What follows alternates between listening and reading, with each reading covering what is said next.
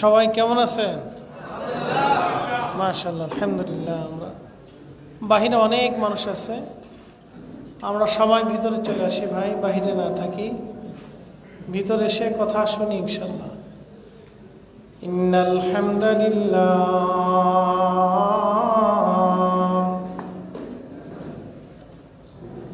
ইন্নাল হামদুলিল্লাহি আসসালাতু ওয়াসসালামু আলা রাসূলিল্লাহি ওয়া আলা আলিহি ওয়া আসহাবিহি ওয়া আহলে বাইতিহি ওয়া আউলিয়াই মিল্লাহ। أما بعد فقد قال الله تعالى في كلامه المجيد: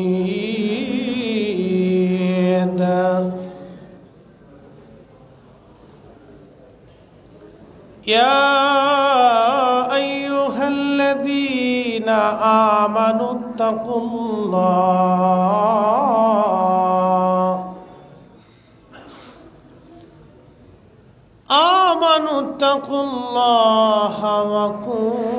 وكونوا مع الصادقين.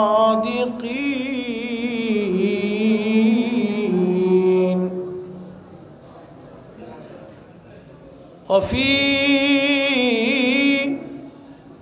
آيات أخرى في شان حبيبه: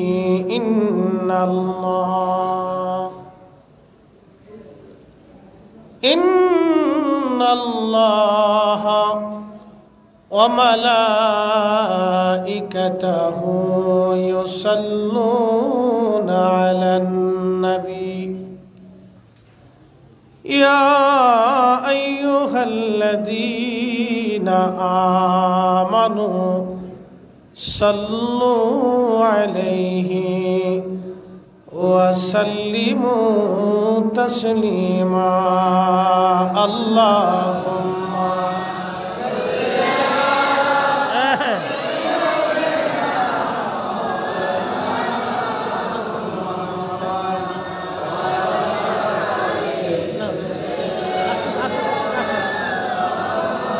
صل নবীর ইশকে যার দিল ভাই,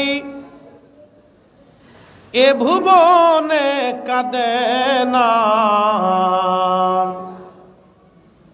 রোজ হাসরে ভাইজান তারা নবীজির দেখা পাবে না।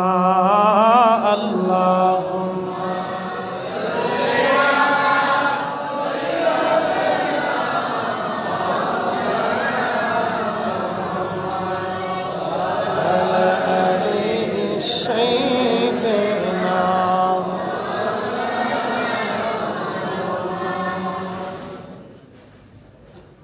আল্লাহর প্যারা হাবিব, তোমার তুলনা নাই কেউ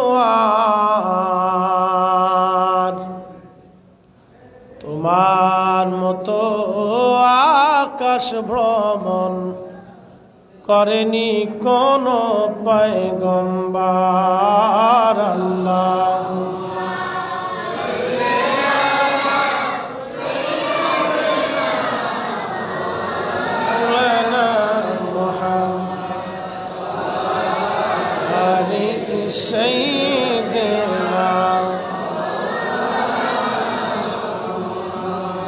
লা ইলাহা ইল্লাল্লাহ লা ইলাহা ইল্লাল্লাহ লা ইলাহা ইল্লাল্লাহ লা ইলাহা ইল্লাল্লাহ হাসবি রাব্বি জাল্লাল্লাহ মা ফি কলবি গায়রুল্লাহ নূর মুহাম্মদ সাল্লাল্লাহু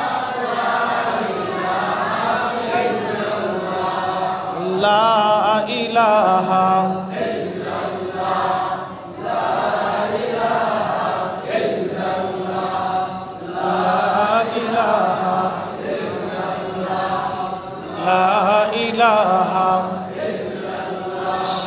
সালাতুন ইয়া রাসূলুল্লাহ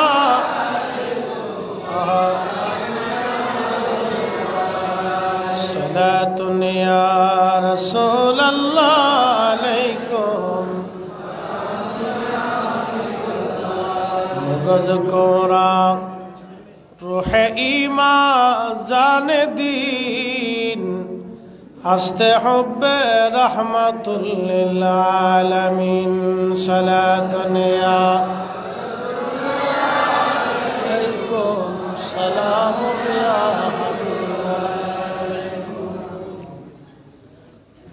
12 দিন ব্যাপী পবিত্র রবিউল আউয়াল শরীফ উপলক্ষে আজিম শান ঈদ মিলাদুন নবী সাল্লাল্লাহু আলাইহি ওয়াসাল্লাম মাহফিল সিবাতুলি দরবারে আজিজিয়া আলিয়ার ব্যবস্থাপনায় 12 দিন ব্যাপী মাহফিলের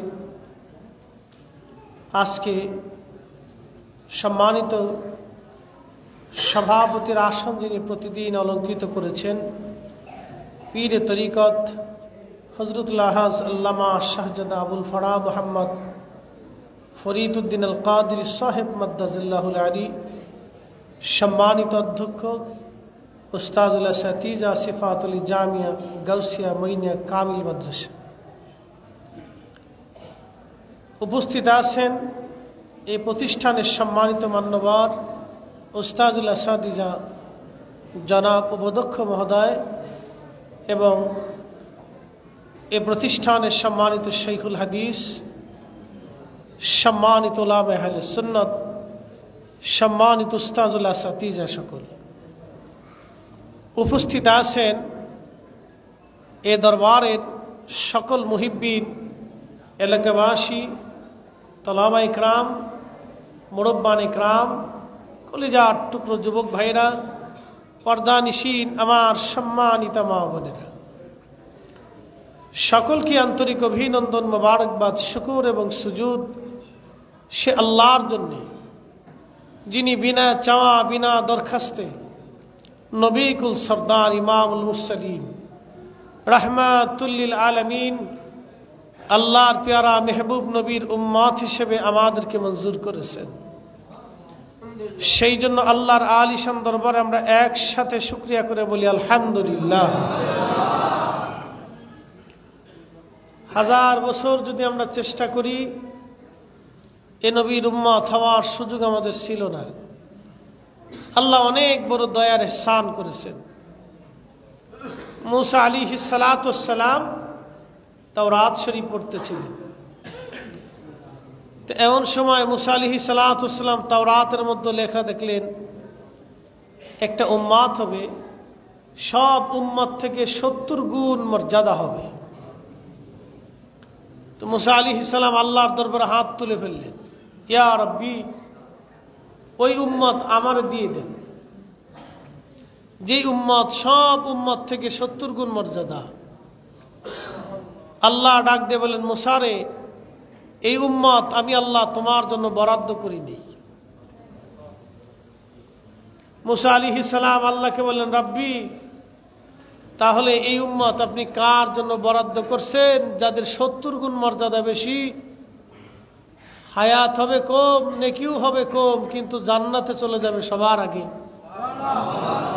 না, এটা বাড়ি যায় বললে হবে, এখানে বলার দরকার নাই, পুলিশে ধরবে, পুলিশের ধরার দিন চলে গেছে। একসাথে বলে সুবহানাল্লাহ। কত গুণ মর্যাদা? জোরে জোরে কত গুণ? 70 গুণ দাম শুধু আমাদের। আর যারা ওলি হয়ে ঘুমাইছে তাদের দাম কত? এটা পরে আসতেছি,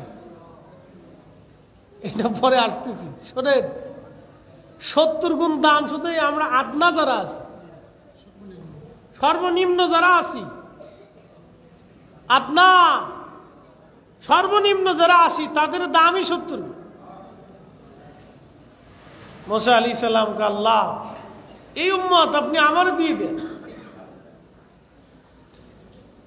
আল্লাহ ডাক দিলেন, মুসা, এই উম্মত আমি তোমার জন্য বরাদ্দ করি নাই রে মুসা, এই উম্মত আমি আমার আখিরি নবীর জন্য বরাদ্দ করেছি। চিৎকার মেরে বলেন সুবহানাল্লাহ। কুরআন আল্লাহ বলতেছেন কুনতুম খায়রা উম্মাতিন উখরিজাত লিন-নাসি তা'মুরুনা বিল মা'রুফি ওয়া তানহাউনা 'আনিল মুনকার। কুনতুম খায়রা উম্মাহ, আল্লাহর কোরআন বলে তোমাদেরকে সর্বশ্রেষ্ঠ জাতি বানাইলাম।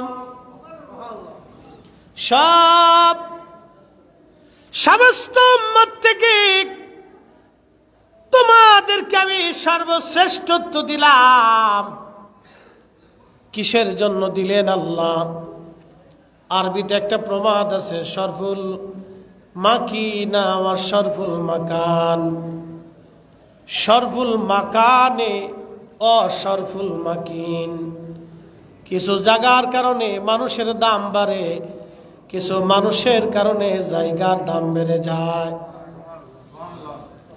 এই সিফাতুলের দাম হুজুর কেবলার কারণে বাড়ছে, কি কথা কন না কেন? বাগদাদের দাম হুজুর গাউসে পাকের কারণে বেড়ে গেল। মদিনাতুল মুনওয়ারার দাম আমার নবীর কারণে বাড়ছে। আমাদের দাম নবীর কারণে বাড়ছে, কথা বলেন ঠিক কিনা? আমাদের মর্যাদা আল্লাহ আমার রসুলের কারণে আমাদের বাড়াই দিলেন। যদি নবীকে জিন জাতির মধ্যে পাঠাইতেন আমাদের 4 পয়সা মূল্য ছিল না। যদি ফেরেশতা জাতির মধ্যে নবীরে পাঠাইতেন আমাদের 4 পয়সাও দাম ছিল না। খায়রা উম্মাতিন কুনতুম খায়রা উম্মাতিন উম্মাহ, তোমরা শ্রেষ্ঠ জাতি।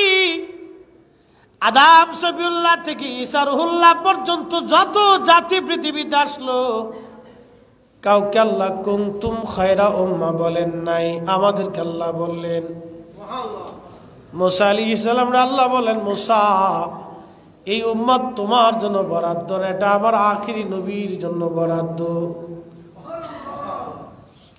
মুসা আলাইহিস সালাম আল্লাহকে ডাক দেখে, রাব্বি উম্মতের দাম যদি এটা হয় তো নবীর দাম কত?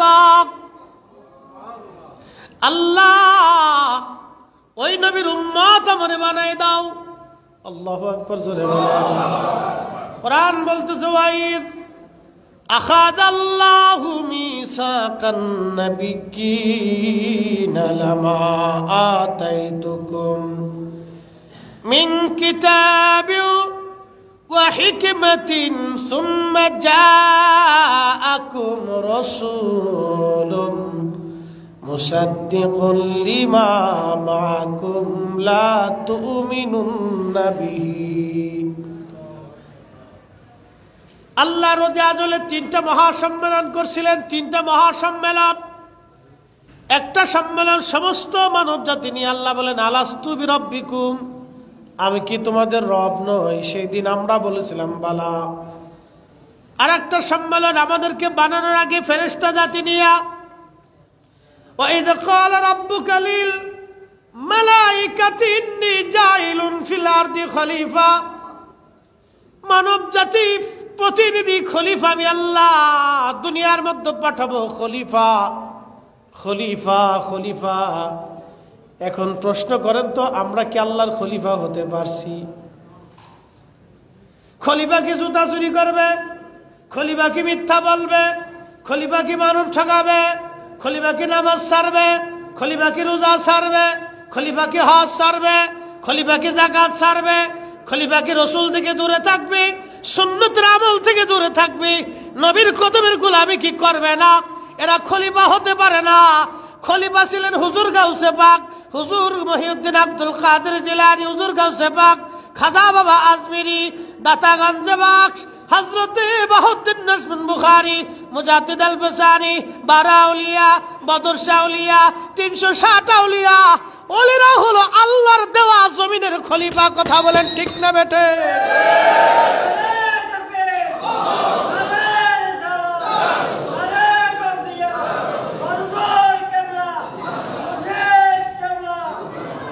কিন্তু আমরা খলিফা হতে পারি নাই। খলিফা যোগ্যতা আমাদের নাই, খলিফার মতো খলিফা আমরা হতে পারি নাই। আল্লাহর প্রতিনিধি, এটা একটা সম্মেলন ছিল আল্লাহর। আর একটা সম্মেলন আল্লাহ করলেন সমস্ত নবীদেরকে নিয়ে, সমস্ত নবীদেরকে নিয়ে আল্লাহর একটা সম্মেলন করলেন। আমার আল্লাহ বললেন, ওই যে হুজুর মনে করেন, স্মরণ করেন সেই দিনের কথা। আখাযাল্লাহু মিসাকান নাবিয়্যিন, আলমে মিসাকের জগতের কথা। নবীজি আলমে মিসাকের জগতের কথা আপনি মনে করেন, স্মরণ করেন সেই দিনের কথা। ইয়া রাসূলুল্লাহি, সেই দিন আপনার উপস্থিতিতে 1,24,000 নবী রাসূল, আমি তখনও তাদেরকে মনোনয়ন দেই নাই। আদম আলাইহিস সালাম, শীশ আলাইহিস সালাম, জাকারিয়া, আইয়ুব, ইউসুফ, ইয়াকুব, ইসহাক, ইব্রাহিম, মুসা, ঈসা, হারুন, উযাইর, জুবাইর আলাইহিমুস সালাম, কাউরে আমি আল্লাহ নবুয়ত দেই নাই। ইমরান, ইয়াহইয়া আলাইহিমুস সালাম, কাউকে আমি আল্লাহ নবুয়ত দেই নাই। সবাইরে বসাইলাম, বসায় বললাম সবাইরে নবুয়ত দিব, কিতাব দিব, হিকমত দিব, মুজিজা দিব, কিন্তু শর্ত হলো একটা, সুম্মা জাআকুম রাসূল। যখন কেউ নবী হয় নাই তখন আমার নবী রাসূল। আল্লাহু আকবার। কোরআন বুঝলে আর কিচ্ছু বোঝা লাগে না, খালি করে সহিহ হাদিস দেন, কোরআন শরীফ থেকে বুঝলি শেষ। সুম্মা জাআকুম রাসূল, আমার এই রাসূল তোমাদের মাঝে যাবে। যখন কেউ নবুয়তি পায় নাই তখন আমার নবী রাসূল। মুসাদ্দিকুল লিমা মাকুম, হক সহ, কোরআন সহ, সত্য সহ, দিন সহ আমার এই নবী যাবে। কিন্তু শর্ত হলো তোমাদের একটা, লা তুমিনুন্না বিহি, তোমরা ঈমান আনবা। আমার দিকে তাকান, হযরত আদম সফিউল্লাহর কালেমা, ওনার উম্মতের কালেমা লা ইলাহা ইল্লাল্লাহ। আদম সফিউল্লাহ, মুসা আলাইহিস সালামের উম্মতের কালেমা লা ইলাহা ইল্লাল্লাহ। মুসা কালিমুল্লাহ, ঈসা রুহুল্লাহর উম্মত লা ইলাহা ইল্লাল্লাহ, ঈসা রুহুল্লাহ। ইব্রাহিম খলিলুল্লাহ উম্মতের কালেমা লা ইলাহা ইল্লাল্লাহ, ইব্রাহিম খলিলুল্লাহ। সুলাইমান আলাইহিস সালামের কালেমা লা ইলাহা ইল্লাল্লাহ, সুলাইমান নবিউল্লাহ। কিন্তু আদম নবীর নিজের কালেমা লা ইলাহা ইল্লাল্লাহ, মুহাম্মাদুর রাসূলুল্লাহ সাল্লাল্লাহু আলাইহি সাল্লাম। আদম আলাইহিস সালাম থেকে ঈসা রুহুল্লাহ পর্যন্ত সবাই এই কালেমার উপরে সাক্ষ্য দেওয়ার কারণে নবী হয়েছে। যদি আমার নবীর কালেমার সাক্ষ্য তারা না দিত, নবী হতে পারত না। আল্লাহ ডাক দিলেন, তোমরা কি মেনে নিলা? কোরআন বলতেছে কলু, সব নবীরা সেই দিন বলল আকরারনা, আমরা মেনে নিলাম, শর্ত মেনে নিলাম, এই নবীর উপর ঈমান আনলাম, তিনি মুহাম্মদুর রাসূলুল্লাহ সাল্লাল্লাহু আলাইহি সাল্লাম মেনে নিলাম। চিৎকার মেরে জোরে বলবেন কি ইয়া রাসূলুল্লাহ।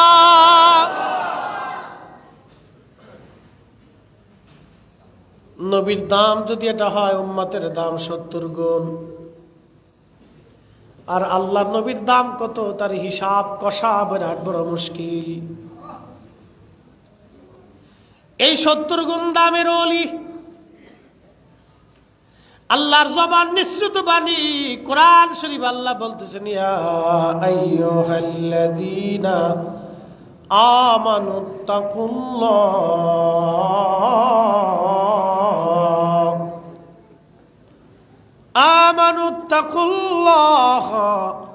ওয়া কুনু মা'আস সাদিকিন।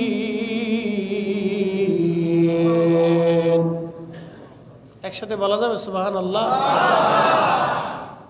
এই মাইকম্যান বক্সের সাউন্ডটা আরেকটু বাড়াই দাও।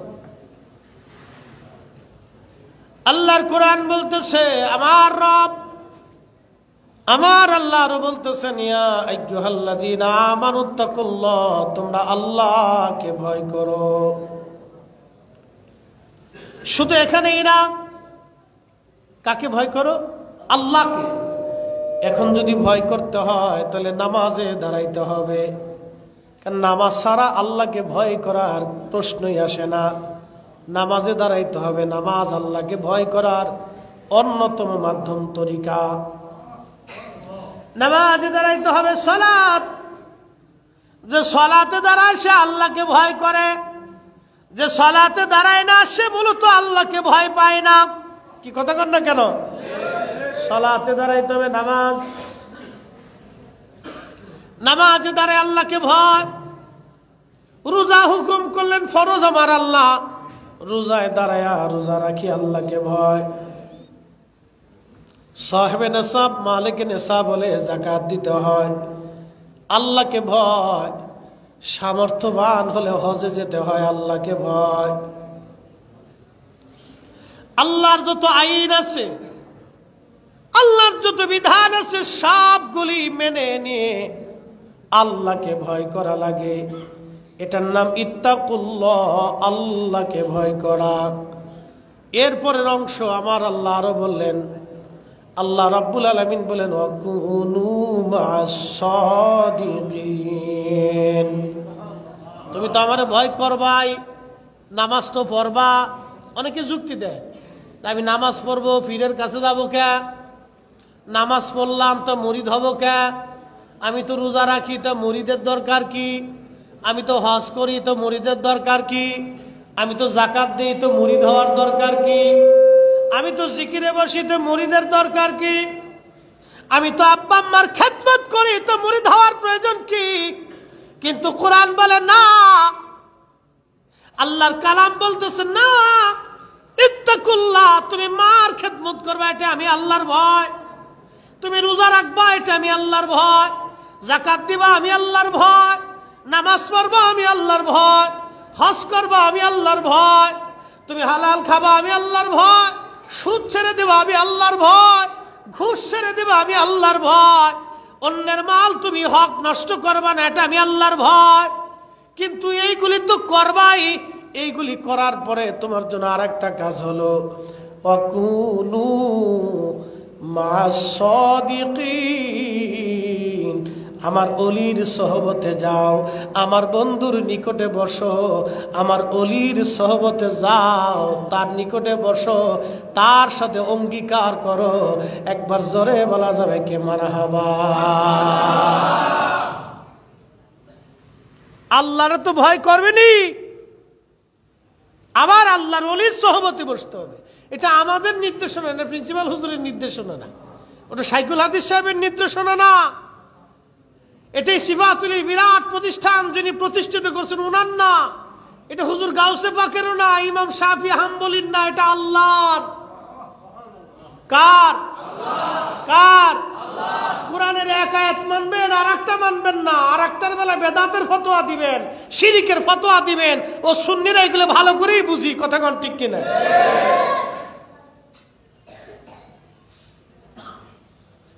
কোরআন শরীফের একটা দিক মানবেন আর একটা মানবেন না, তা হবে না।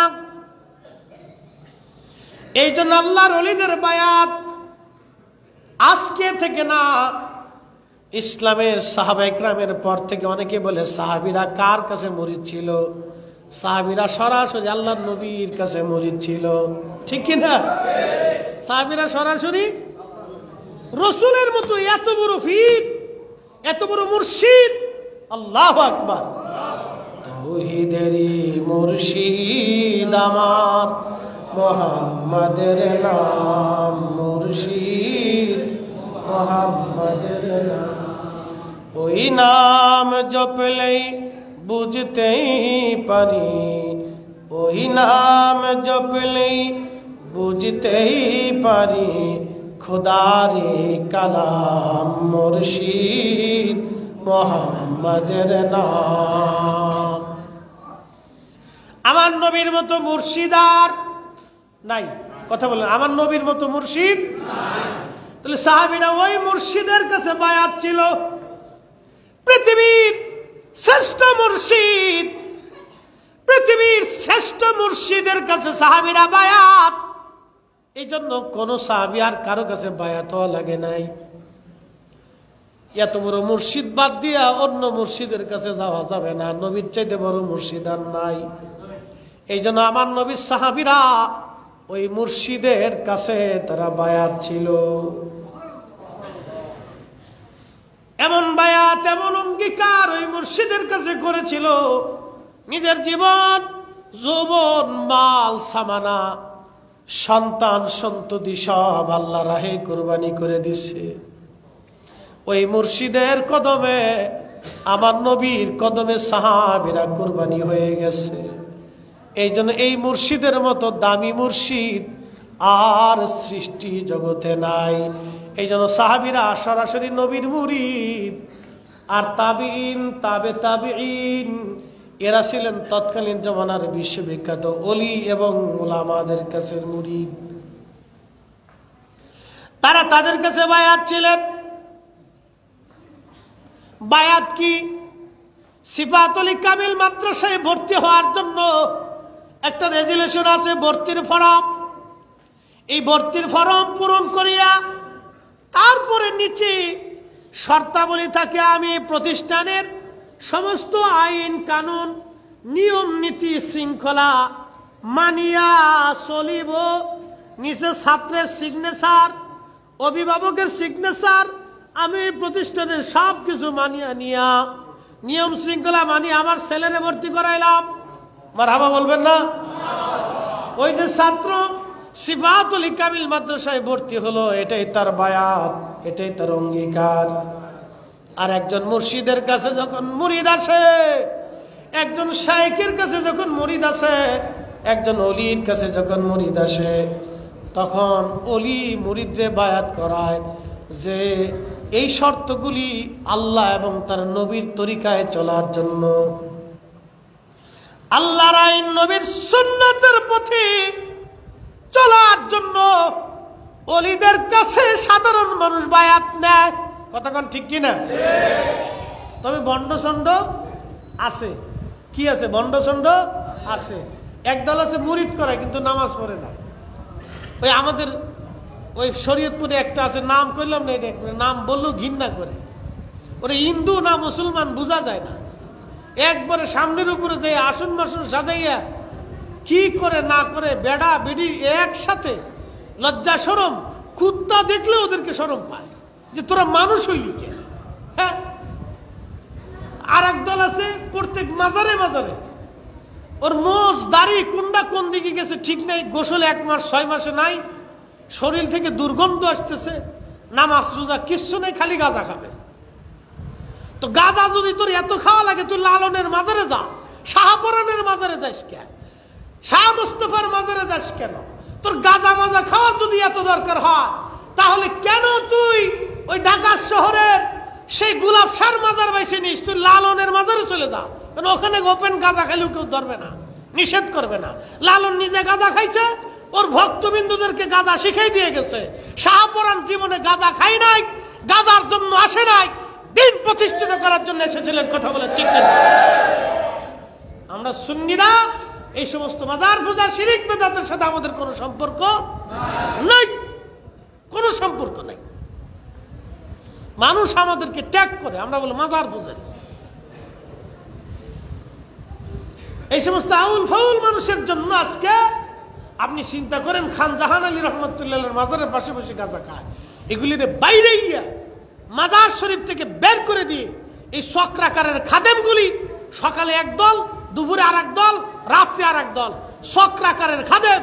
এরা টাকা পয়সা নিয়ে বাড়ি গাড়ি করে একটা মাদ্রাসা বানায় না, এতিমখানা বানায় না, মিলাদুন নবীর মাহফিল দেয় না, তারপরে আপনার এই সোহাদা কারবালা মাহফিল দিবে না, এর সুন্নি কোনো মাদ্রাসা করবে না, সম্মেলন করবে না।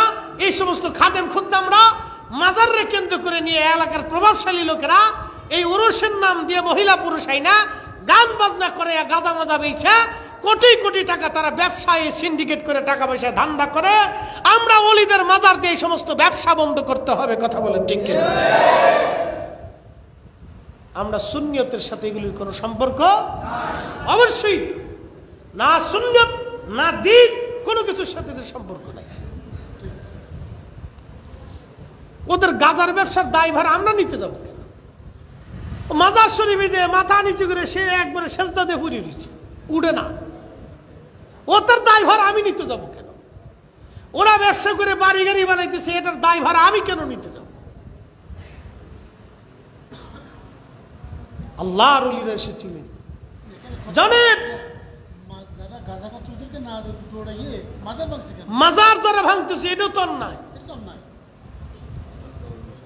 মাজার পরিষ্কার করতে হবে। মাথায় উকুন পড়লে মাথা কাটা যায় না, জুব্বায় ময়লা লাগলে জুব্বা কেটে ফেলতে হয় না, এটা পরিষ্কার করতে হয়। কি কথা ঠিক কিনা? এই যে খান জাহান আলী রহমতুল্লাহ মাজার, শাহপরানের মাজার, শাহ আলী বুগদাদির মাজার, কামরুদ্দিন রুবির মাজার, মাহিসরের মাজার, আল্লাহু আকবার, শত শত বছর আগে তারা এসেছিলেন।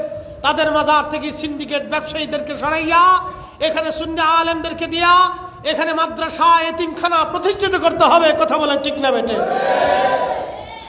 এগুলি প্রয়োজন।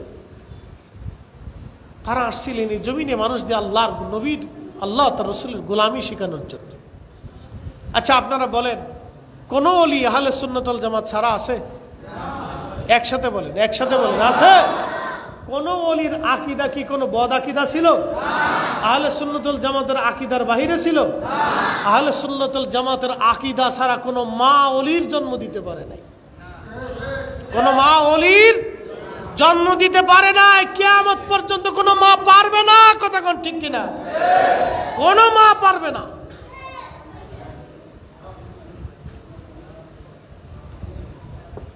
প্রিয় ভাইরা আমার, আমরা ওলিদেরকে মানি, তাদের বায়াত মানি, কিন্তু শর্ত আছে।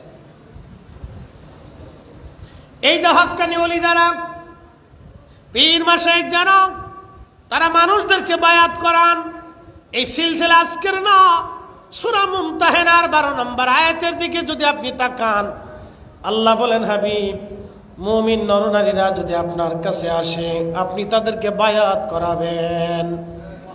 প্রথম শর্ত, বায়াত আপনি করাবেন। আল্লাহু আকবার। শর্ত দিয়ে দিলেন আমার আল্লাহ, চুরি করবে না, চুরি করবে না। কালেমার উপরে আগে বায়াত করাইলেন। চুরি করবে না, রাহাজানি করবে না, জেনা করবে না, বহতান করবে না, গীবত করবে না। এরকম শর্ত দিয়ে আল্লাহ রাব্বুল আলামিন তার হাবিবকে বলেন, হাবিব আপনি বায়াত করান। এই আয়াতের তাফসীর আসছে, হযরত ওমর বলতেন, মহিলারা পর্দার আড়ালে থাকতো, পাহাড়ের পাদদেশে আল্লাহর নবী মহিলাদেরকে হাত উঁচা করে বায়াত করাইতেন। পুরুষরা সামনে থাকতো, নবীজি তাদেরকে বায়াত করাইতেন। একসাথে জোরে বলবেন কি মারহাবা। এই বায়াতের ধারা কিয়ামত পর্যন্ত চলতে থাকবে। ওলি আল্লাহদের মাধ্যমে এই বায়াতের ধারা এখনো চলমান। আল্লাহর ওলিদের মজলিসে যখন আপনি বসবেন, তখন দেখবেন ওলি যারা আছেন তারা বায়াত করাইয়া আপনার জিকিরের সবক দিবে, নামাজের সবক দিবে। কথা কোন ঠিক কিনা? আর ভণ্ড যেগুলি, এগুলোকে নামাজ লাগে না, জীবনে একবার পড়লেই চলে। আছে একদল সেজদা মসজিদে দিবেন কেন? কালকে একটার কথা শুনতেছি, শোনার পরে শরীরের পশম দাঁড়াই গেছে। মসজিদে সেজদা দিবেন কেন? সেজদা দিবেন হলো ওই মানুষের কলবে আল্লাহ থাকে, ওই মানুষের দিবেন। চিন্তা করছেন, ওর সেজদা নিয়ে দিছে মানুষের সামনে, মানে বুঝাইতে চায় ওই যে ওর ঠাকুর, ওই ঠাকুরের সেজদা দিবে। শয়তান কোথাকার, পীরের ঠাকুর বানায় ফেলছেন।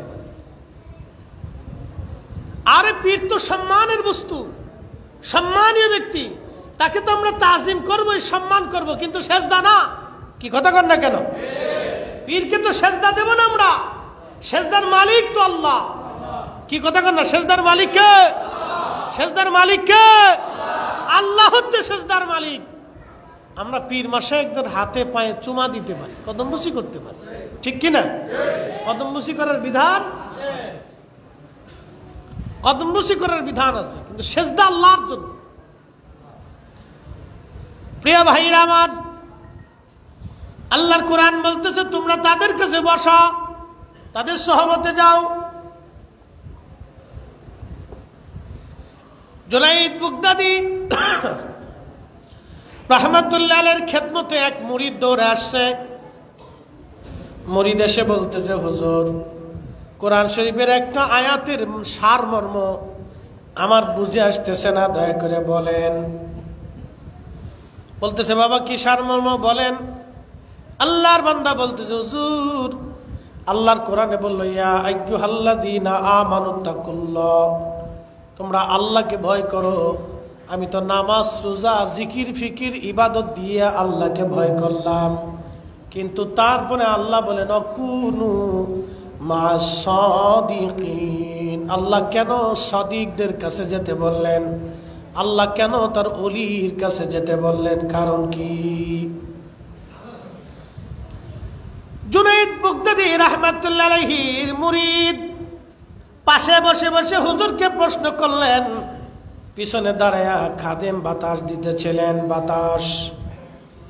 বাতাস যখন দেয় তখন আল্লাহর ওলি ডাক দিয়ে বলতেছে বাবারে তোমার গায়ে কি পাখার বাতাস লাগে? খাদেম ডাক দিয়ে বলল, মুরিদ ডাক দিয়ে বলল হুজুর হ্যাঁ পাখার বাতাস আমার গায়েও লাগে। বলে বাবা কি জন্য পাখার বাতাস লাগে? বলে হুজুর আপনার খাদেম আপনার পিছনে দাঁড়ায় দাঁড়ায় পাখা দিয়ে বাতাস দেয়, এই বাতাস আমার গায়ে লাগে, আপনার গায়ে লাগার পরেও আমার গায়ে লাগে। বলে বাবারে কি জন্য তোমার গায়ে লাগে? বলে আমি আপনার সোহবতে বসছি সেই জন্য পাখার বাতাসও লাগে। বলে বাবারে কোরআনের সে আয়াতকে তুমি পড়ো না, ইন্না রাহমাতাল্লাহি কারীবুম মিনাল মুহসিনিন।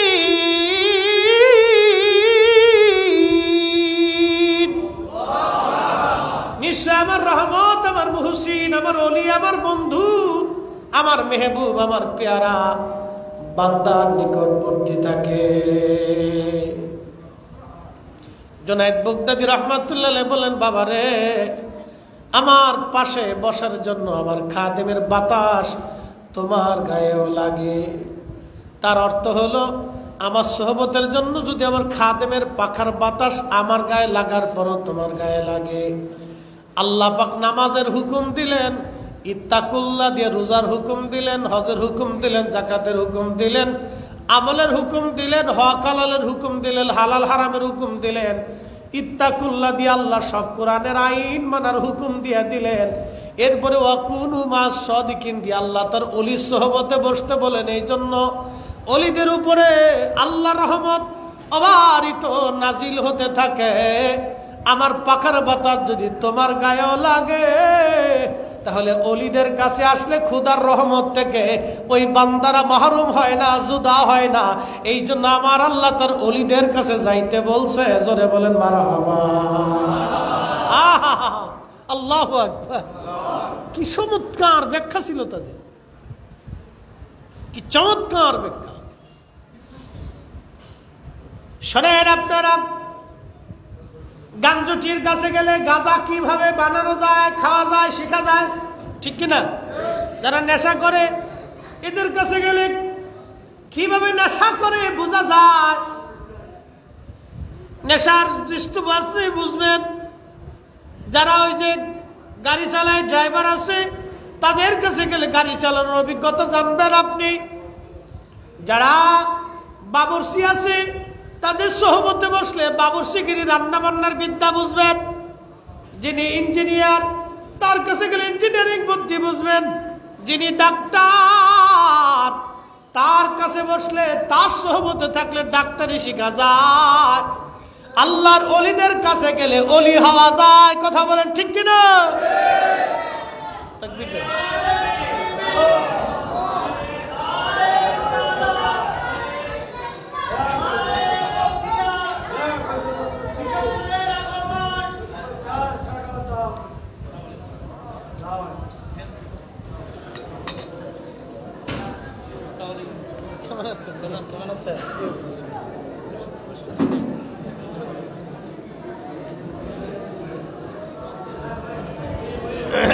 বসে আমরা সালাতুন ইয়া রাসূলুল্লাহ আলাইকুম,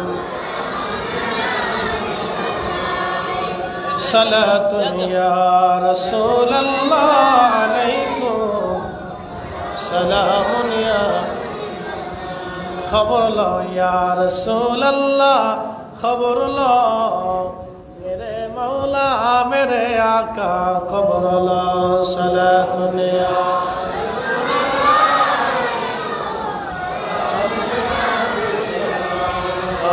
सलातुन या रसूल अल्लाह अलैकुम सलाम या हबीब अल्लाह। बंधुगण আমার আল্লাহর ওলিদের মজলিসে বসলে কি হয় আমি কোরআন শরীফ থেকে আপনাদেরকে বুঝাইলাম। শুধু এইখানে না বাবাজি, অলির কাছে গেলে অলি হওয়া যায়, অলির কাছে না গেলে অলি হওয়া যায় না। আল ইলমু আলিমান, ইলম দুই ধরনের, ইলমুল লিসান একটা জবানের ইলম। সিফাতুল কামিল মাদ্রাসায় যদি ভর্তি হন, শাইখুল হাদিস সাহেবের কাছে বসলে আপনি হাদিসের বিদ্যা শিখবেন। মুফাসসির যারা আছেন, উস্তাদুল আসাতিজাদের কাছে গিয়ে বসলে কোরআনের তাফসীরের বিষয় বুঝবেন। যাদের ফিকহের বিষয়ে যদি জানতে চান, মুফতি যারা আছেন ফিকহের ক্লাসের মুফতি সাহেবদের কাছে গেলে বুঝবেন। আদাব ক্লাসে আদাব বুঝবেন, বালাগাতে বালাগাত, মান্তিকে মান্তিক, ফাসাহাতে ফাসাহাত। এরপরে যতগুলি বিদ্যা আছে নাহু সরফ থেকে শুরু করে সব বিদ্যা এক একজন টিচারের কাছে গেলে বুঝবেন। আল্লাহর ওলির কাছে গেলে দুইটা বিদ্যা শিখা যায়, একটা ইলমে শরীয়ত আর একটা ইলমে তরিকত। এই ইলমে তরিকত শিক্ষা দেওয়ার জন্য আমার আল্লাহ মুসা নবীরে খিজির আলাইহিস সালামের কাছে আল্লাহ পাঠাইছেন। সূরা কাহফে মুসা আলাইহিস সালামকে আল্লাহ খিজিরের কাছে পাঠাইলেন। খিজির আলাইহিস সালামের ইতিহাস অনেক বড় লম্বা, যদি বলতে যায় তাহলে অনেক সময় লাগবে। আল্লাহর বান্দার বাগানে খিজির আলাইহিস সালামের মতো হায়াত কেউ পায় নাই। ওনার জন্ম কেউ বলেছেন হাবিল কাবিল যে মারামারি করেছিল, কাবিলের বংশে উনি জন্ম নিয়েছিলেন। আবার কেউ বলেছেন না, তিনি ইব্রাহিম আলাইহিস সালামের জমানায় জন্ম নিয়েছিলেন। তিনি বাদশাহ জুলকারনাইনের উজির ছিলেন। সেইখান থেকে ওনার এত বড় লম্বা হায়াত আসলো, উনি মুসা আলাইহিস সালামের জমানা পর্যন্ত জিন্দা ছিলেন। একবার জোরে বলা যাবে কি সুবহানাল্লাহ? কেউ বলেছিলেন উনি নবী, কেউ বলছেন না উনি ওলি, মত পার্থক্য আছে। কেউ বলছে উনি নবী, কেউ বলছে ওলি। হযরত মুসা আলাইহিস সালাম ওয়াজ করতে লাগছে। একজন আল্লাহর বান্দা দাঁড়ায় বলল, মুসা রে, এই জমানার মধ্যে সবচাইতে জ্ঞানী ব্যক্তি কে, কারে ইলম বেশি? মুসা আলাইহিস সালাম বলেন, আমি নবী, আমারই ইলম বেশি। আল্লাহ ডাক দিয়ে বলেন, মুসা রে, হয় নাই, তোমার চাইতো বড় আলেম ইলমওয়ালা আমি আল্লাহ নিজে বানায় রাখছি। আল্লাহু আকবার। তোমার চাইতো বড় ইলমওয়ালা বানায় রাখছি। সেটা কি ইলম? আল্লামনাহু মিন লাদুন্না ইলমা। ইলমে লাদুন্নি ইলমুল কালব, ইলমুল কালব। যে ইলমের কারণে খাজা বাবা আজমিরি বিরাট আনা সাগরের পানি একটা লুটার ভিতরে এনেছিলেন। সুবহানাল্লাহ বলা যাবে না? ভারতে পানি ছাইড়ে দিয়া কুমিল্লা, ফেনী, নোয়াখালী, লক্ষ্মীপুরের বিরাট একটা অংশ পানির নিচে চলে গেল। আমাদের কাছে যদি ওই বিদ্যা থাকতো তাহলে বোতল ধইরা সব পানি এক বোতলে নিয়ে আসতাম। খাজা বাবার কাছে যে বিদ্যা ছিল ওটা যদি আমার কাছে থাকতো তো পানি ছেড়ে দিছে, আমি বোতল ভরে নিয়ে চলে আসতাম। যাও, এই বিদ্যা আমাদের কাছে না, এটা খাজা বাবার কাছে ছিল। শাহজালাল আমিনী মুজাররদি এমন এক বিদ্যার মালিক ছিলেন, জায়নামাজ বিছাই দিল, পানি কথা শুনলো, জায়নামাজ বিছাইয়া নদী পার হয়ে গেল। তিনি এমন এক বিদ্যার মালিক ছিলেন। আল্লাহু আকবার। খিজির আলাইহিস সালামকে আল্লাহ একটা বিদ্যা দিলেন, ইলমে লাদুন্নি। আল্লামা ইমাম নাসাফি তাফসীরে নাসাফির মধ্যে লেখেন, মা হাসালাল ইলহাম বিতরিকিল ইলহাম।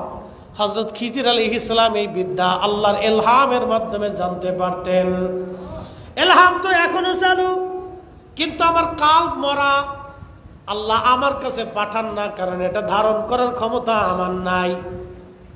এই বিদ্যা ধারণ করার ক্ষমতা আমার কাছে নাই। পারমাণবিক বিজ্ঞানীরা পারমাণবিক সম্পর্কে বিরাট বড় জ্ঞানী। আমার দেশের যিনি কৃষি কাজ করে তার যদি নিয়া ওই রূপপুর পারমাণবিক কেন্দ্রে নিয়ে যদি তার চাকরি দিয়ে দেন, আর যদি তার এখন ভাইরা পারমাণবিক কেন্দ্রে তুমি চাকরি করে এটা সুন্দর করে নির্মাণ করে দাও, কৃষক যেমন পারবে না, আমরা ইলমুল কালবের অধিকারী হতে পারি না। এই জন্য আল্লাহ আমাদের কালবে এলহাম করে না। কথা কর ঠিক কিনা? যারা পারে না এরা খালি বেদাত বেদাত বেদাত।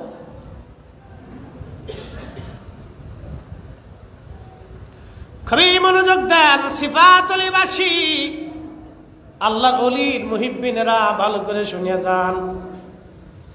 আল্লাহর পেয়ারার মেহব্বিনেরা ভালো করে বুঝে যান। আমার বিষয়টা আজকে তরিকতের উপরে, এই জন্য এই বিষয়ের উপরে আমি আলোচনা করতেছি। ইলমুল কালব। মুসা আলাইহিস সালাম আল্লাহকে বলেন, রব্বি, কোথায় গেলে তারে পাবো? মুসা আলাইহিস সালামকে আল্লাহ বলেন, মুসা, তুমি মাছরে ভাজি করে নিবা, যেখানে তোমার মাছ যাইয়া লাফায়া লাফায়া নদীর মধ্যে চলে যাবে। দুই নদীর মিলন স্থান, এইখানে গেলেই তুমি তারে পাবা। এমন একটা সাগর, এক সাগরের পানি আর এক সাগরে যায় না। একটা ঘোলা আর একটা পরিষ্কার।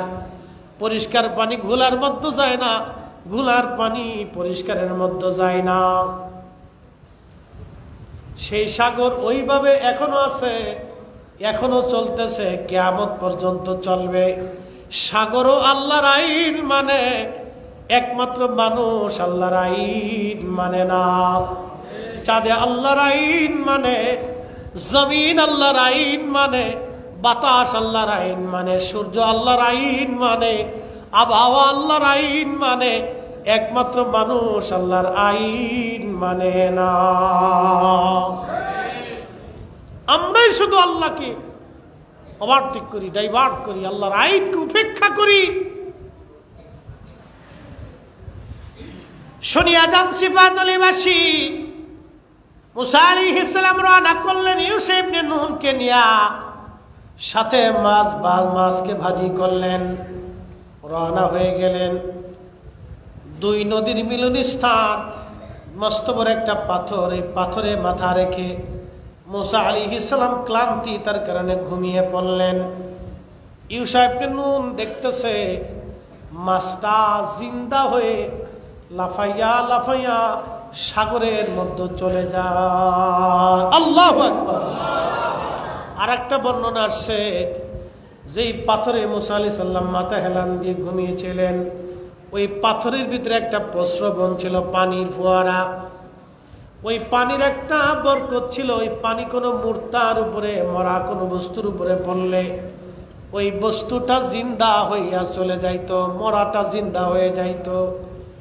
সেই প্রস্রবণ ইমাম ইবনে কাসির আল বেদায়ের মধ্যে লিখতেছেন, ওই প্রস্রবণের কারণে মরা জিন্দা হয়ে যাইতো। ওই পানিটা এসে মাছের গায়ে লাগলো, মাছ জিন্দা হয়ে লাফাইয়া লাফাইয়া চলে গেলে। এটা আল্লাহর কুদরত। হযরত ইউসুফ ভুলে গেলেন। মুসা আলাইহিস সালামকে নিয়ে রওনা। আরো একদিন এক রাত পথ চলেছে, বিরাট বড় ক্ষুধা লেগে গেল মুসা আলাইহিস সালামের। আল্লাহরই পয়গম্বর ডাক দিয়ে বলেন, ইউসুফে, ভাজা মাছ ছিল, ক্ষুধা লেগেছে, দাও খেতে বসি। আল্লাহর বান্দা নবী ইউসুফ ইবনে নুন ডাক দিয়ে বলেন, নবী গো, শয়তান আমারে ভুলিয়ে দিছে, আমার মনেই নাই। আপনি যেখানে পাথরের উপরে মাথা রেখে ঘুমান, দুই নদীর মিলন স্থানে, ওইখানে ভাজা মাছটা জিন্দা হয়ে লাফাইয়া লাফাইয়া চলে গেছে। মুসা কালিমুল্লাহ আলাইহিস সালাম ডাক দিয়ে বলেন, ইউসুফ ইবনে নুন রে, করছো কি? ওই জায়গার সন্ধান আমি করতেছিলাম। আবার তারা একদিন এক রাত অতিক্রম করে এই জায়গা আসার পরে দেখলেন একজন আল্লাহর বান্দা সবুজ চাদর মোড়া দিয়া, সবুজ চাদরের বিছানা বিছাইয়া মোড়া দিয়া, ওই পাথরেই চাদর মোড়া দিয়ে আল্লাহর বান্দা শুয়ে আছে। মুসা আলাইহিস সালাম যে সালাম দিলেন, আসসালামু আলাইকুম ওয়া রাহমাতুল্লাহ, খিজির আলাইহিস সালাম চাদরের ভিতর থেকে বললেন, এই দেশে কি সালামের প্রচলন আসেনি? বলতেছে হ্যাঁ। বলে আপনি কে? বলে আমি মুসা। তখন হযরত খিজির বলেন, আপনি বনি ইসরাইলের নবী মুসা? বলে হ্যাঁ। কি জন্য আপনি আমার কাছে আসছেন? বলে আমার রব আপনার কাছে আমাকে পাঠাইছে, আপনার কাছে একটা বিশেষ জ্ঞান এলেম আছে, ওই এলেমটা আমি জানার জন্য আসছি। খিজির আলাইহিস সালাম ডাক দেয়া বলেন, আপনি সবর করতে পারবেন না, ধৈর্য ধরতে পারবেন না। এই এলেমটা আমার কাছে যে এলেম আছে সেটা আপনার কাছে নাই, আপনার কাছে যেটা সেটা আমার কাছে নাই। আপনি যেই বিদ্যা শিখার জন্য আসছেন, এই বিদ্যা শিখার জন্য আপনার ধৈর্য ধরতে পারবেন না। মুসা আলাইহিস সালাম বলেন, ইনশাআল্লাহু মিনাস সাবিরিন, আল্লাহ চাহে তো আমি ধৈর্য ধারণকারীদের অন্তর্ভুক্ত হব, আপনি আমারে রাখেন। বলে রাখতে পারি, আমার কোনো কাজে আপনি প্রশ্ন করতে পারবেন না। আমি যে কাজ করব এই কাজে আপনি প্রশ্ন করতে পারবেন না। দেখেন, আউলিয়া কেরামের সোহবতে যাইতে হবে। আল্লাহর কোরআনে আল্লাহ এইভাবে লিখে দিচ্ছে, ওরা বেদাত আর শিরিক খুঁজে পেয়েছে। আরে বাজারে তো মাল ফরমালিন থাকে, পচা গলা থাকে, 2 নম্বর থাকবে, তার জন্য তার বাজার নষ্ট না। বাজারে মানুষ যা বন্ধ করে না, মাজারে তো 2 নম্বর থাকবে। কিন্তু তাই বলে এদেশের মুসলমান সঠিক ওলিদের মাজারে যাইতে বন্ধ হবে না। কথা বলে ঠিক না বেঠিক?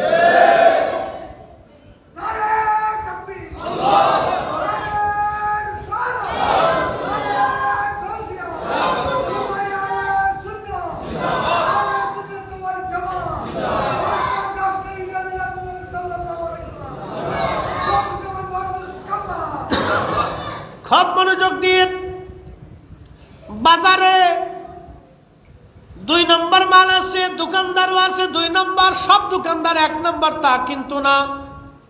মাল 1 নম্বর সপ্তাহ না, 2 নম্বর 3 নম্বরও আছে। ফরমালিন সারা ফরমালিনওয়ালা সব আছে, আপনি পাবেন। তাই বলে কেউ কিন্তু বাজার করা বন্ধ করে নাই। আপনার বাজার যদি বন্ধ না হয়, তাহলে মাজার অলিদের জগতে, পীর মাশায়েখদের জগতে 2 নম্বর আছে। তাহলে আমরা কেন আল্লাহ পাইতে 2 নম্বরের ভয়ে 1 নম্বর অলিদের থেকে দূরে থাকব? আমাদের জীবন থাকতে আমরা অলিদের থেকে জুদা হব না। কথা বলেন ঠিক না বেঠিক? আমরা অলি থেকে কেন জুদা হব? বেশি কুছে যাব। যেখানে হক আছে, সুন্নিয়ত আছে, ঈমান আছে, রাসূল প্রেম আছে, নবীর গোলামি আছে, আমরা সেখানে আছি। কথা ঠিক কি না? আমরা সেখানে থাকব। কোরআন সুন্নাহর বাহিরে প্রশ্নই আসে না। কোরআন সুন্নাহর বাহিরে প্রশ্নই আসে না। আমি সেখানে কেন যাব? কোরআন সুন্নাহর বাহিরে যেটা বুঝতে পারো, ওখানে ফরমালিন আছে। কি আছে? ফরমালিন আছে। আর কোরআন সুন্নাহ যেটা, এটা ফরমালিন মুক্ত, বেজাল মুক্ত। আপনাকে মানতে হবে। তো 2 নম্বরের ভয়ে আমি তো বাজার বন্ধ করি নেই, খাবার বন্ধ করি নেই। খালি ফতোয়া আসে এখানে, পীরের কাছে গেলে শিরিক শিরিক শিরিক, খালি শিরিকের ফতোয়া। আজ পর্যন্ত বাজারে তো কেউ আগুন দিল না যে বাজারে 2 নম্বরই মাল বেছে আগুন দিয়ে পুরাই দিয়ে, তা দেয় নেই। ব্যাংকে সুদের কারবারি হয়, কেউ ব্যাংক পুরাই নেই। দেশে বহুত পতিতলায় আছে, ওটা পুরাই না। কারণ পতিতলায় পুরাইতে হলে তো যারা পুরাইতে যাবে, ওই পতিতলার মেয়ে যে কটা আছে তাদের বিয়ে করতে হবে, তাদের জায়গা দিতে হবে, তাদের খাবারের ব্যবস্থা করতে হবে, কর্মসংস্থানের ব্যবস্থা করতে হবে। সুস্থ জীবনে ফিরে আসার জন্য তাদেরকে একবারে তাদের স্ত্রী বানিয়ে ঘরে নিয়ে আসতে হবে। এই জায়গায় নাই। খালি যত ফতোয়া, এই পীর ওলিদের কাছে আসলে খালি শিরিক শিরিক শিরিক শিরিক করে খালি চিৎকার করে, চিৎকার করতেছে। আমরা তো জানি বাজারে 2 নম্বর মাল আছে, আমরাও জানি পীরের বাজারে 2 নম্বরও আছে। এগুলো থাকবেই, আগেও ছিল, খালি এখন আছে তা না, আগেও ছিল, আগেও ছিল। কিন্তু এগুলি বেশি কিছু আমাদেরকে, যেখানে কোরআন আছে, সুন্নাহ আছে, আহলে সুন্নাত ওয়াল জামাতের একই আকীদা আছে, আমাকে সেখানে যেতে হবে। কতক্ষণ ঠিক কিনা? আর হেতাকের ভিতরে পীর আছে, কিন্তু নবীর নূর মানে না, কি কথা কন না? দুরূদ সালাম মানে না, রসুলের ইশক মানে না, এই বেলায় গেলে সেই বেলায় নাই, এটাও আছে। এটা বুঝে সুঝে আপনাদেরকে নিতে হবে। প্রিয় উপস্থিতি, আল্লাহর ওলি যারা, তাদেরকে মেনে চলতেই হবে। মুসা আলাইহিস সালাতু ওয়াস সালাম বলেন, হুজুর আপনার সাথে আমারে রাখেন। বলে, ধৈর্য ধরতে পারবেন না? পারবো। দুইজনে পথ চলতে লাগলেন। একটা নদী পার হওয়া লাগবে। একটা নৌকায় উঠলেন। মাঝি খিজির আলাইহিস সালামকে দেখে চিনে ফেলছে। নদী পার করার পরে যাত্রীদেরকে নামাইয়া খিজির আলাইহিস সালাম বলেন, একটা কোরাল আনো। কোরাল এনে নৌকার মাঝখান থেকে গোলই কেটে নৌকা ফুটা করে কোরাল দিয়ে কুবাইয়া নৌকা ভাঙ্গিয়া খিজির আলাইহিস সালাম নৌকা ডুবাইয়ে দিলেন। কিন্তু মাঝি পয়সা নেয় নাই। মাঝি পয়সা নেয় নাই। মুসা আলাইহিস সালাম পয়সা দিতে গেলেন। খিজির আলাইহিস সালাম মাঝি ডাক ডাক, হুজুর আপনাদের কাছ থেকে পয়সা নেব না, আপনারে আমি ভালো করে চিনি, আপনি খিজির আল্লাহর ওলি। কেউ বলেছেন নবী, আপনি আল্লাহর পেয়ারা বান্দা, আপনার কাছ থেকে কোনো পয়সা নেব না। একবার জোরে বলবেন কি মারহাবা। পীর মাশায়েখদেরকে আগে থেকে মানুষ ভালোবাসে, আল্লাহর ওলিদেরকে আগে থেকে মানুষ ভালোবাসে। এই ভালোবাসার দলিল ফতোয়া দিয়ে বন্ধ করতে পারবে না। কি কথা ঠিক কিনা? এই ভালোবাসা ফতোয়া দিয়ে বন্ধ করতে পারবে না। কারণ এটি ভালোবাসা আমি দিইনি, উনি দিছেন, আসমানওয়ালা দিছে। আসমানওয়ালা বলছেন, যখন কোনো বান্দা আমারে খুশি করে তখন আমি তামাম মাখলুকরে তার দিকে ঝুঁকাই দিই। আসতে হয়ে গেল না সুবহানাল্লাহ? মাখলুকরে তার দিকে কি করি? ঝুঁকায়া দেই, ঝুঁকায়া দেই। তখন এই মাখলুকগুলি তার দিকে ঝুঁকে যায়। অটোমেটিক মানুষ ঝুঁকে যায়। দলিল দিয়ে ঝুঁকার লাগে না, জোর করে ঝুঁকার লাগে না, এমনি ঝুঁকে যায়। তো খিজির আলাইহিস সালাম নৌকা ডুবাই দেওয়ার পরে মুসা আলাইহিস সালাম বলতেছে, হুজুর একটা কাজ করলেন। এই বেটা গরিব মানুষ, আপনি তো নৌকাটারে আমরা ফিরি ফিরি পার করে দিল, তারপরে আপনি নৌকাটা ডুবাই দিলেন, এটা কাজ হলো? খিজির আলাইহিস সালাম বলতেছে, হুজুর আপনার না শর্ত ছিল আমারে কোনো প্রশ্ন করতে পারবেন না, আপনি তো প্রশ্ন করে ফেলছেন, এখন থাকতে পারবেন না। হুজুর এইবারের জন্য আমারে রাখেন, আপনি রাগ করেন না। হযরত মুসা আলাইহিস সালাম খিজির আলাইহিস সালামকে মানায় নিলেন। দুইজন আবার রওনা। বহু দূর যাওয়ার পরে দেখতেছে একটা ছোট্ট বাচ্চা, সুন্দর দেখা যায়, খেলাধুলা করে। খিজির আলাইহিস সালাম তারে ডাক দিয়ে বলেন, বাবা ছোট্ট এদিকে আসো বালক। ছোট্ট বালকটা আসার পরে খিজির আলাইহিস সালাম তারে শুয়াইয়া পার মধ্যে চাপা দিয়ে ধরে তার ঘেটি মুচড়ায় ভেঙে ফেললেন। কোন বর্ণনা আসছে ছুরি দিয়ে তার গলা কেটে ফেললেন। বলেন তো, একটা নিষ্পাপ বাচ্চাকে যদি এইভাবে মারা হয় আপনি যেমন মানবেন না। মুসা আলাইহিস সালাতু ওয়াস সালাম চেতে গেলেন, বলে হুজুর করলেন কি? একটা ছোট্ট বাচ্চা কোন অপরাধ করে নাই, নিষ্পাপ, এই বাচ্চাটাকে আপনি এইভাবে মেরে ফেললেন, সেটা কেমন হলো? খিজির আলাইহিস সালাম বলেন, হুজুর প্রশ্ন ছিল, শর্ত ছিল, প্রশ্ন করতে পারবেন না, আপনি প্রশ্ন করেছেন আর থাকতে পারবেন না। বলে হুজুর এইবারের জন্য রাখেন, আবার যদি প্রশ্ন করি তাহলে আপনার থেকে জুদা করে দিয়েন। ঠিক আছে তো? বলে হ্যাঁ, ওয়াদা করলাম। আবার যদি প্রশ্ন করি আমাকে ছেড়ে দিবেন। আবার দুইজন রওনা, এক কারিয়ার মধ্যে গেলেন। 3 দিন না খাওয়া, ক্ষুধার্ত তারা। সারা গ্রাম ভরে ঘুরে বলেন, 2টা রুটি দাও, আমরা ক্ষুধার্ত মুসাফির। সারা গ্রামের একজন মানুষও খাবার দেয় নাই। কি পাথর দিল গ্রামের মানুষ, দেখছেন? সারা গ্রাম ঘুরছে, একটা গ্রামের এক পরিবারও 2জনকে 2টা রুটি দিল না। এমন কঠোর আত্মার মানুষ ছিল তারা, এত কঠিন। এজন্য আমরা সর্বশ্রেষ্ঠ, আমাদের ওলিরা সেরা, সব অলি থেকে 70 গুণের মর্যাদা আমাদের অলিদের বেশি। সব অলিদের থেকে 70 গুণ পাওয়ার আমার এই নবীর অলিদের বেশি। একসাথে বলবেন আল্লাহু আকবার। তা আমরা অলিদের কাছে যাব না তো যাবো কার কাছে? সোরের কাছে, শয়তানের কাছে, লুচ্ছের কাছে, নজদির কাছে?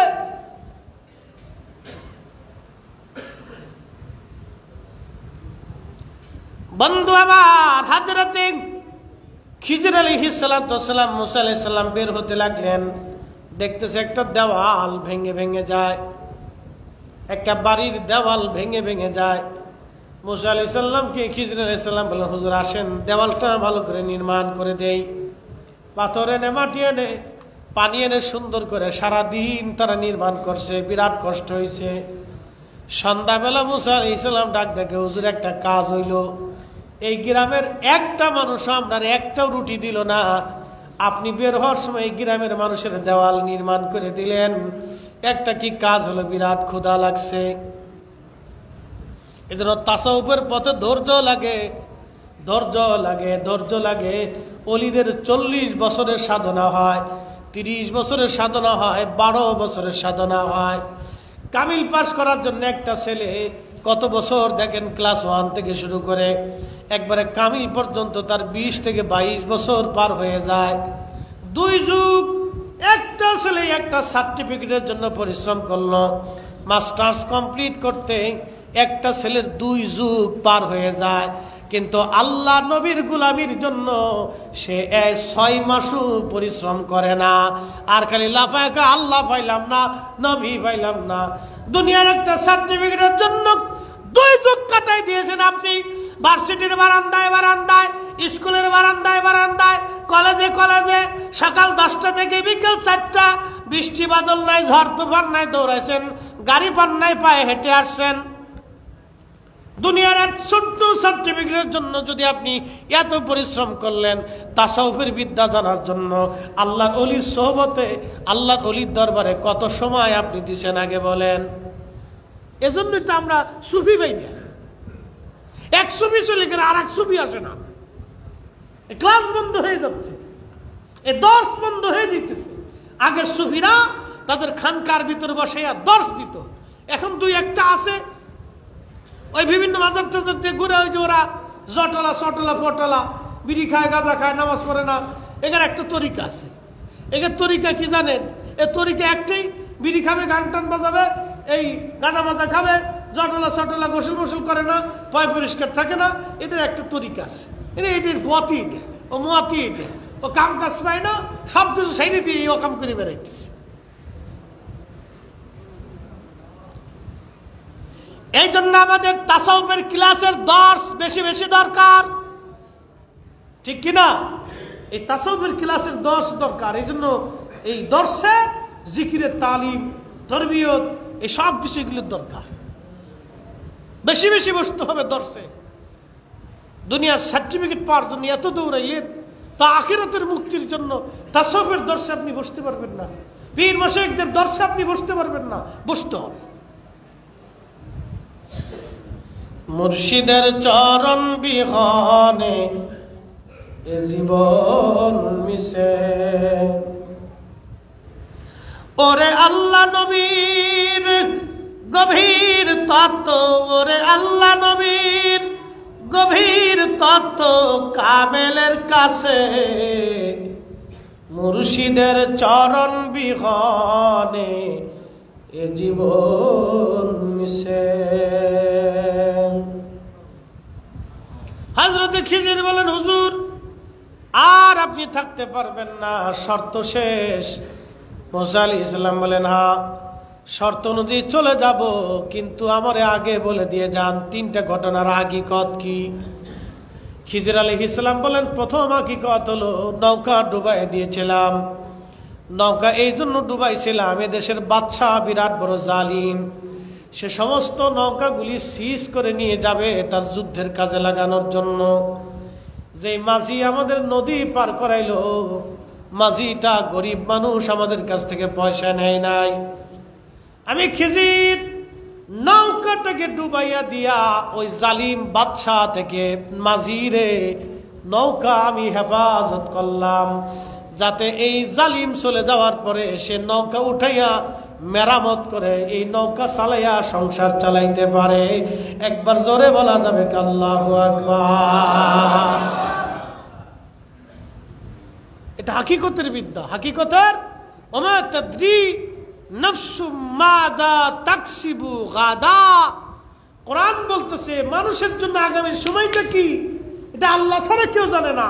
কিন্তু খিজির আলাইহিস সালাম কেমনে বলে দিল এই জালিম বাচ্চা নৌকা নিয়ে যাবে, আর সে গরিব মানুষ নৌকা চলে গেলে না খেয়ে থাকবে, বাচ্চা কাচ্চা কষ্ট পাবে, আমি এটারে ডুবাই দিয়ে হেফাজত করে দিলাম। একসাথে বলবেন আল্লাহু আকবার। ওলিদের এরকম কিছু কাজ আছে যেগুলো হাকিকতপূর্ণ, বোঝা যায় না, হাকিকতপূর্ণ। এটা হাকিকতে বলা। বলে দ্বিতীয়টা কি, এত সুন্দর বাচ্চা জবাই করে দিলেন, হত্যা করলেন, কতল করলেন, কারণ কি?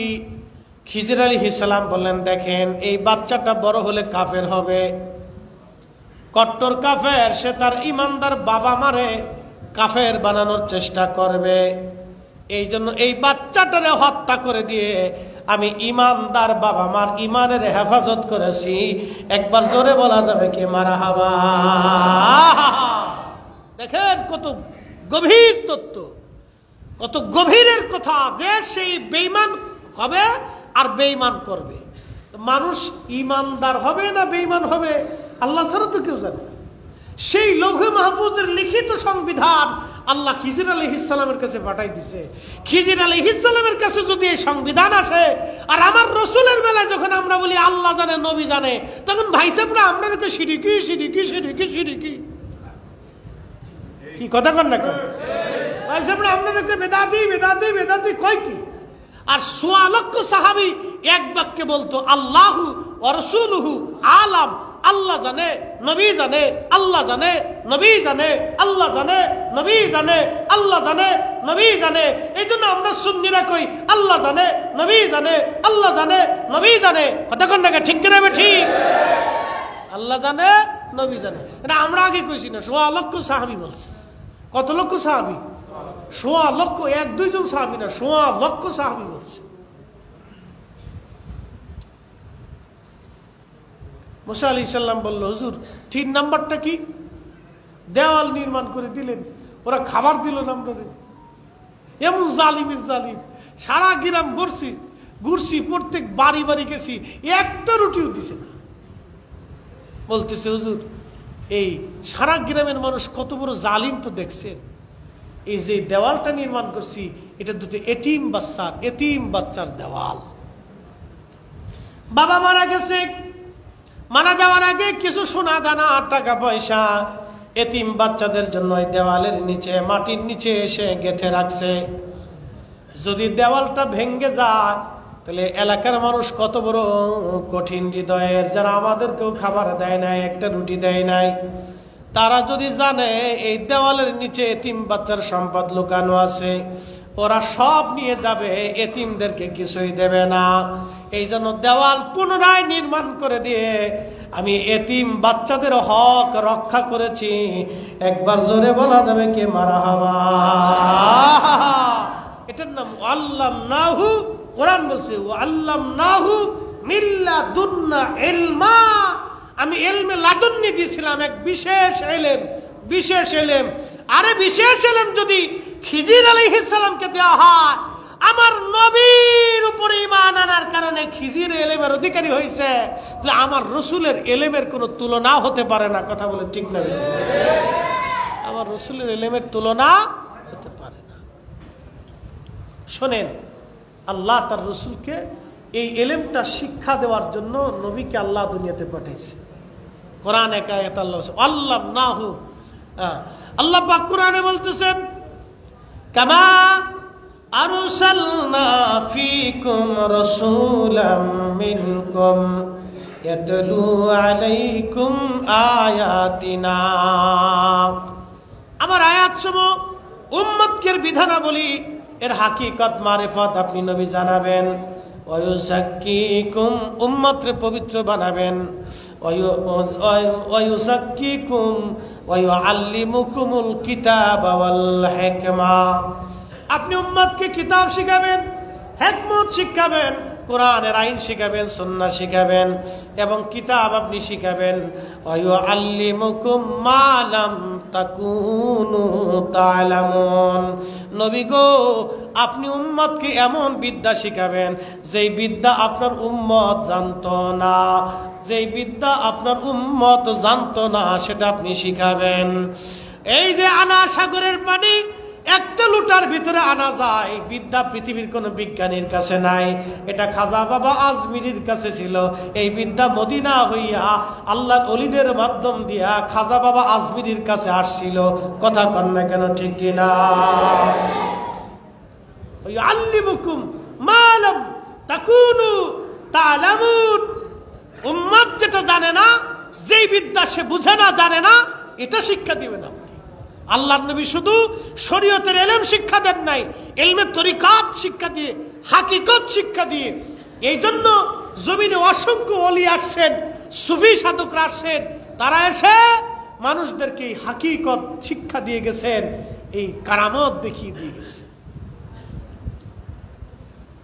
মুহতারাম উপস্থিতি, আল্লাহর কোরআন শরীফ থেকে এগুলি স্বীকৃত। এখন কেউ যদি অস্বীকার করে, ওটা ওনার সাবজেক্ট। কোরআনের এক অংশ মানবেন আর এক অংশ মানবেন না, তাহলে তো মুসলমান হওয়া গেল না। কথা ঠিক কিনা? কোরআনে কি শুধু জিহাদের আয়াত আইছে, রাজনীতির আয়াত আসছে? এগুলিও আসছে। আল্লাহর নবী শুধু যুদ্ধ করেন নাই, জিহাদও করছেন, আবার এই দর্শ দিয়েছেন। হযরতে আবু হুরায়রা রাদিয়াল্লাহু আনহু বুখারী শরীফের কিতাবুল ইলমের ভিতরে আসছে। আবু হুরায়রা রাদিয়াল্লাহু আনহু বলতেন, সাহাবীরা, নবীর উম্মত, আমি আমার রাসূলের কাছ থেকে দুই ধরনের বিদ্যা শিখেছি। এক বিদ্যা আমি তোমাদেরকে মানুষের মাঝে প্রচার করি, শোনাই, আর আরেকটা বিদ্যা আছে, এটা যদি বলি তাহলে তোমরা আমার গলা কেটে ফেলবা। আরেকটা বিদ্যা আছে, এটা যদি বলি তো তোমরা আমাকে গলা কেটে ফেলবা, মেরে ফেলে দিবা। কে এটা? কোন পাগল আসছে দেশে?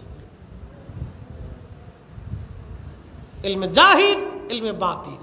তো ইলমে জাহির ও বাতিনের পরিপূর্ণতা শেখার জন্য আপনাকে তাসাউফের পথে আসতে হবে, ওলির বায়াত নিতে হবে, বুঝে সুঝে নিতে হবে। আবার গান জুটি ভান জুটি ভাল্লাই করেন না, কিন্তু বুঝে সুঝে নিতে হবে। আপনাকে বুঝে সুঝে এরকম কামিল দেখা, আল্লাহওয়ালা দেখা, কোরআন সুন্নাহর এই রূপে রূপান্তরিত হওয়া দেখা আপনারা তাদের কাছ থেকে বায়াত নিবেন এবং বসবেন তাদের মহব্বতে, তাদের সুলুকে, তাদের পথে আপনার জীবনকে আল্লাহ কুরবানি করার তৌফিক নসিব করুন। সকলে বলেন আমিন। এই জন্য ওলিদের দরকার, বিরাট দরকার। ওলি ছাড়া এ জমিন কখনোই ছিল না। কিয়ামত পর্যন্ত ওলি শূন্য হবে না, ওলি থাকবেই কিয়ামত পর্যন্ত। এটা মনে রাখবেন। যে যত ফতোয়া মারুক, কাজ হবে না। কেউ যদি মনে করে আহলে সুন্নাত ওয়াল জামাতকে ধাক্কা দিয়ে, ধাক্কা দিলেই বঙ্গোপসাগরে চলে যাবে, পদ্মা নদীতে চলে যাবে, না। আহলে সুন্নাত ধাক্কা দিলেই পদ্মা নদীতে যাবে না। এদেশে যত সুন্নি দরবার আছে, যে দেশে যত সুন্নি মাদ্রাসা আছে, এদেশে যত সুন্নি দরবার আছে, সব দরবার যদি এক কাতারে চলে আসে, তাহলে গগন বিদারী বিরাট বড় মিছিল, শুধু মিছিল হবে না, ঢাকা শহরে মানুষ জায়গা দেওয়ার জায়গা হবে না। কথা বলে ঠিক না?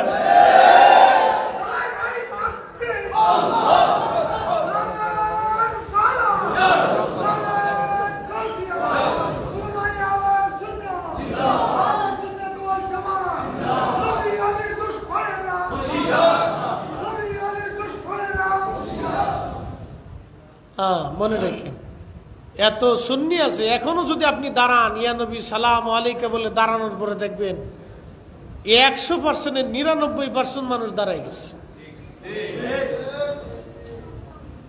100%-এ 99 জন দাঁড়ায়, একজন বাঁকা হতে পারে, কিন্তু 99 জন দাঁড়ায় যায়। তার মানে মানুষ এখনো রসুলের মহাব্বতের দিকে ঝুঁকে আছে। কথা ঠিক কিনা? এখনো মানুষ নবীর মহাব্বতের দিকে ঝুঁকে আছে। কিন্তু ইমাম সাহেব হয়ে গেছে উল্টা, মুসল্লি কথা বলতে পারে না, চুপচাপ থাকে। বুঝতে পারছেন? এই জন্য আপনাদেরকে বুঝতে হবে আহলে সুন্নাত ওয়াল জামাত কেউ যদি মনে করে ধাক্কা দিয়ে একবারে বঙ্গোপসাগরে দিতে না, এটা শাহজালালের জামাত, শাহ মাকদুমের জামাত, বারাউলিয়া 360 আউলিয়া অসংখ্য ওলির জামাত। ভারতে, পাকিস্তানে, দেশে, উজবেকিস্তানে, তুর্কমেনিস্তানে, তাজিকিস্তানে, উজবেকিস্তানে, চেচনিয়া, বসনিয়া, রাশিয়া, ইউরোপে, আমেরিকাতে, আল্লাহু আকবার, অসংখ্য ওলি, কোটি কোটি আফ্রিকাতে, আরবে, আজমে কোটি কোটি আহলে সুন্নাত ওয়াল জামাতের অনুসারী। কথা বলেন ঠিক না বেঠিক? সারা বাংলাদেশের হাজার হাজার সুন্নি দরবার এক জায়গায় যদি আসে, এ জাতিরে যদি কে খেপাই তোলে তো অস্তিত্ব থাকবে কারো? হ্যাঁ, বাংলাদেশে এত বুলেটও নাই যে গুলি করে মেরে ফেলবে। কি কথা কর না কেন? বাংলাদেশের সেনাবাহিনীর এত বুলেটও নাই যে গুলি করে মেরে ফেলবে। যদি বাংলাদেশের হাজার হাজার পীর মাশায়েখরা একত্রিত হয়ে রাস্তায় নামে, বাংলাদেশের সেনাবাহিনীর এত বুলেটও নাই।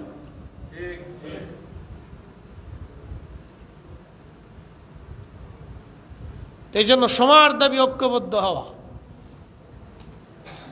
আল্লাহ আমাদের সকলকে বোঝার তৌফিক দিক, সকলে বলে না। তবে সুন্নিরা, তরিকতপন্থীরা উগ্র না। আমরা দাঙ্গা হাঙ্গামা, মারামারি, কাটাকাটি, বিশৃঙ্খলা, অশান্তি এগুলি তো আমরা পছন্দ।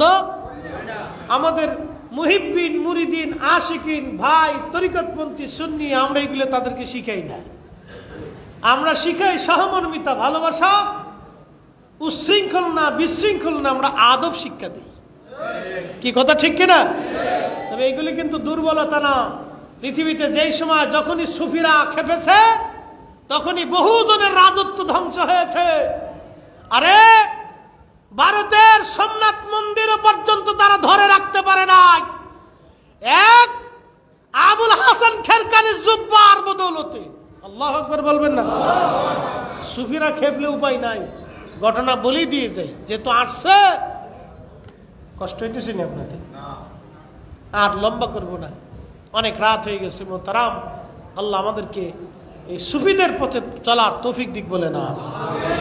যুগে যুগে যত ইতিহাস দেখবেন, রাজা বাদশাদের, সম্রাট আকবর পর্যন্ত অস্তিত্ব ছিল না। মুজাদ্দিদ আল ফিসানির খেপাইয়া চেয়ার ভেঙে গেছে। সালাতুন ইয়া রাসূলুল্লাহ, সালামুন ইয়া আরেকটা দেন। সালাতুন ইয়া রাসূলুল্লাহ আলাইকুম সালামুন ইয়া। আমার দিকে তাকান। মুজাদ্দিদ আল ফিসানি, আমার দিকে তাকান। এই বাচ্চারা আমার দিকে তাকান। মুজাদ্দিদ আল ফিসানি সিরহিন্দিরে খেপাইয়া সম্রাট আকবরের মুঘল বাদশাহী শেষ হয়ে গেছে। একসাথে বলবেন না আল্লাহু আকবার।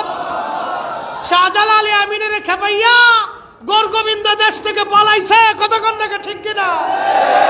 সুফিদেরকে যদি কেউ খেপায়, আহলে সুন্নাত ওয়াল জামাতের পীর মাশায়েখদেরকে খেপাইলে বাংলাদেশে তাদের দমানোর মতো কেউ নাই। কথা বলেন ঠিক কিনা?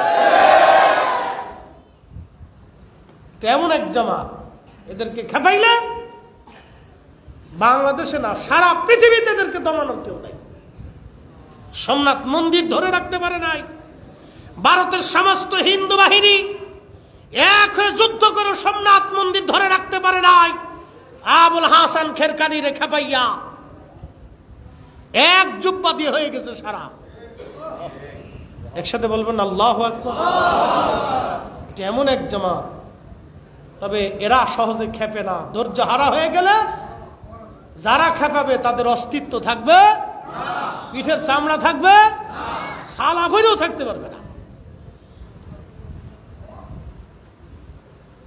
আল্লাহ আমাদেরকে আহলে সুন্নাত ওয়াল জামাতের প্রতি কবুল করুক, সকলে বলে না। কথা বাড়াবো না, বহুদূর কালকে জুলুস আছে, অনেক ঝামেলা। আমারও জুলুসে থাকতে হবে ভৈরব, দূরত্ব অনেক। সেখান থেকে সাইডে আবার মৌলভীবাজার মাহফিল আছে, দোয়া করবেন ইনশাল্লাহ। দূরের উপরে আছি। আল্লাহ সর্বক্ষেত্রে, রাস্তাতে, পথে নিরাপত্তার চাদরে আল্লাহ সুন্নি প্রত্যেকে আলেম পীর মাশায়েখদেরকে আবৃত করে রাখো। বাংলাদেশের যে সরকার যে সময় আসে, তারা সে সময় তাদের শান্তিপ্রিয়ভাবে সমান অধিকার দিয়ে, সমান মর্যাদা দিয়ে তারা দেশ চালান। আমরা তাতে কোনো কষ্ট নাই আমাদের। কথা কোন ঠিক কিনা? আগে যে ছিল সুন্দর চালাইছেন, কি হয়েছেন না হয়েছেন রাজনীতির বিষয় তাদের। এখন যিনি আসছেন, আমরা চাই সবার সমান অধিকার। হিন্দু পূজা করবে, কেউ বাধা দিবে না, তার পূজার কাজ, তার নাগরিক অধিকার আছে। আমি মিলাদুন নবীর মাহফিল করব, আমাকে বাধা দিবে কেন? আমার বাড়িতে আমি মিলাদ পড়াবো, কার বাপের কি আছে? আমার বাড়িতে মিলাদ পড়াবো, আমার নাগরিক অধিকার এটা। কথা ঠিক কিনা? আর একজন এসে বেদাতের ফতোয়া দিয়ে বাধা দিবে, এটা কি মগের মুল্লুক নাকি? হ্যাঁ, আমার দেশের অধিকার, আমার নাগরিক অধিকার এটা, আমার জীবনের অধিকার এটা। আমি কোন পীরের কাছে মুরিদ হব না কোন পীরের বাড়ি যাব, সেটা আমার ব্যক্তিগত বিষয়। কে সে বাধা দিলে হবে নাকি? সবার সমান অধিকার সুনিশ্চিত করিয়া, কি কথা ঠিক কিনা? সবার, সকল মতের, সকল মানুষের সমান অধিকার সুনিশ্চিত করিয়া মানুষের অর্থনৈতিক মুক্তির জন্য যে সরকার যে সময় আসুক কাজ করুক, আমার অসুবিধা নেই। কথা ঠিক কিনা? আমরা তাদেরকে সমর্থন করবো, করেন। আমরা শান্তি চাই। কি চাই? শান্তি চাই। দেশের মানুষ ভালো থাকুক। আল্লাহ আমাদের প্রত্যেকেরই দেশকে ভালোবাসা, দেশের স্বার্থে কাজ করা, দেশের কঠিন প্রয়োজনে ঐক্যবদ্ধ থাকার তৌফিক নসিব করুন, বলেন আমিন। ওয়া আখিরি দাওয়ানা আলহামদুলিল্লাহি রাব্বিল আলামিন। আসসালামু আলাইকুম ওয়া রাহমাতুল্লাহি ওয়া বারাকাতুহু। আলহামদুলিল্লাহ, এতক্ষণ পর্যন্ত তরিকত সরকার গুরুত্ব পরিচালনার উপর